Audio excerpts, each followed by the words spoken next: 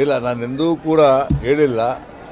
ನಾನು ಕೂಡ ಬೆಂಗಳೂರಿಗೆ ಹೋಗಿದ್ದೆ, ನಮ್ಮ ಸ್ನೇಹಿತರ ಜೊತೆಗೆ ಸಭೆ ಮಾಡಿ ಬಂದ್ವಿ. ಯಾರೇನು ಬೇಕಾದ್ರೆ ಮಾಡ್ಬೋದು, ಇದು ಆಕಾಶ ನೂಗ್ಲ.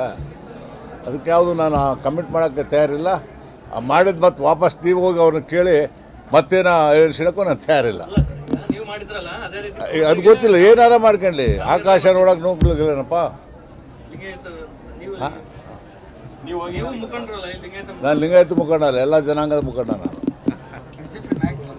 BJP ನಾಯಕರು ಇಲ್ಲ ಅಂತ ನಾನು ಹೇಳಲ್ಲ. ಲಿಂಗಾಯತ ಮುಖಂಡ ಅಲ್ಲ, ನಾನು ಎಲ್ಲ ಸರ್ವ ಜನಾಂಗದ ನಾಯಕ. ಕರೆದಿದ್ರು ಹೋದೆ, ಇವರು ಕರೆದ್ರು ಹೋಗ್ತೀನಿ, ಕರೆದ್ರು ಹೋಗ್ತೀನಿ. ಕರಿಬೇಕಾರೆ ಕರೆದ್ರು ಹೋಗ್ನಪ್ಪ, ಕರಿಬೇಕು ತಾನೆ. ಕರಿಯೋಕ್ಕೆ ದಮ್ಮು ಬೇಕಲ್ಲ. ಹಾಂ, ಗೊತ್ತಿಲ್ಲ ನನಗೆ. ಅವ್ರು ನೋಡಿ ಕೇಳಿ ಏನಂತ.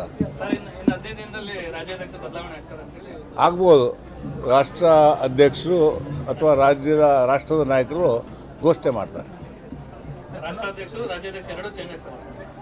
ಅವ್ರು ಘೋಷಣೆ ಮಾಡ್ತಾರೆ. ಬಹುಶಃ ಈಗಿರುವ ಪ್ರಕಾರ ಎರಡೂ ಆಗಬೇಕು ಅಂತಿದೆ. ಏನು ಮಾಡ್ತಾರೋ ಗೊತ್ತಿಲ್ಲ. ಅವ್ರನ್ನೇ ಮುಂದುವರಿಸ್ತಾರೋ ಇವ್ರನ್ನೇ ಮುಂದುವರಿಸ್ತಾರೋ ಅದು ಇನ್ಯಾವ ರೀತಿ ಮಾಡ್ತಾರೋ. ಇವತ್ತು ಹೈಕಮಾಂಡ್ ಏನು ತೀರ್ಮಾನ ತಗೊಳುತ್ತೆ ಆ ತೀರ್ಮಾನಕ್ಕೆ ನಾವು ಬದ್ಧ.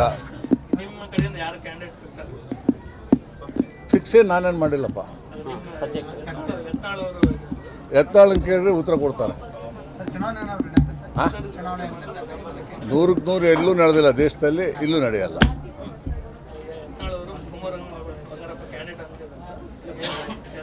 ಅವ್ರಿಗೆ ಕೇಳ್ಬಿಟ್ಟು నేను ಉತ್ತರ ಕೊಡ್ತೀನಿ. ಇಲ್ಲ, ನಾನು ಕಾರ್ಯಕರ್ತ.